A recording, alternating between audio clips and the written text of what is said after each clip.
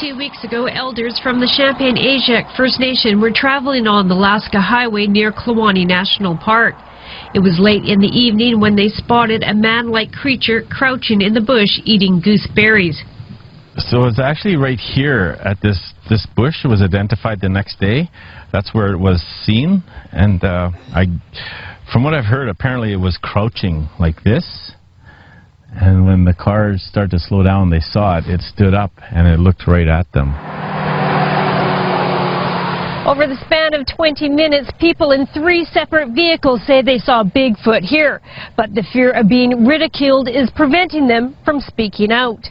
The tracks came this way. They went down and up that little bank, and that's where the Sasquatch was spotted. Haines Junction resident Richard Smith didn't see the hairy man-like creature. He and others from the community came out the next day to investigate.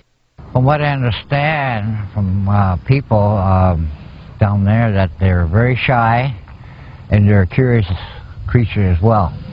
First Nation elders say stories of Sasquatch have been around for generations and believe the creature migrated into the Yukon from the Pacific coast, and he has a name.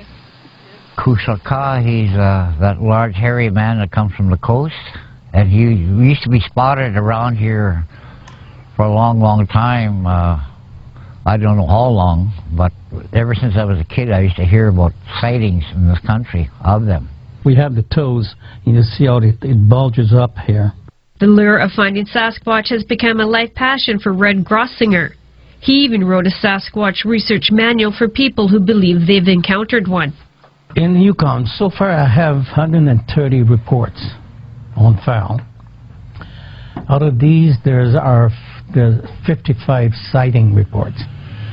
All the rest are either smell or loud calls, yells, shrieks, or footprints, and that kind of stuff. Red says most of the sightings happen near highway corridors, and 80% who have reported an encounter are First Nation people. My encounter is quite simple. Like, these guys exist, they're flesh and blood, although they have very special powers that us humans do not have. And when you encounter this Kusaka up close or whatever, and you put the tobacco in your mouth and you sort of blow the aroma at them, and that'll ward them off. Many First Nation cultures make reference to Sasquatch-like beings in their traditions. They believe he's a spiritual creature, a shapeshifter, something supernatural. Our people have been carving them on totem poles for thousands of years, and where we come from in our tribe, the Chichafwalakamay people, we're named after a man that was half Sasquatch and half human. His father married a Zunoko princess.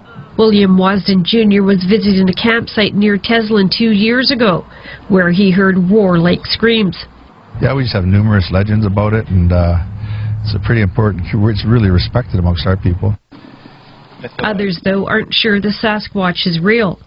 I think it's just the proof, you know, you need to have the proof. No picture was taken of Sasquatch and no tangible evidence was left behind, except for a beer can and people's word that they saw Sasquatch eating berries here. Shirley McLean, APTN National News, near Haines Junction, Yukon.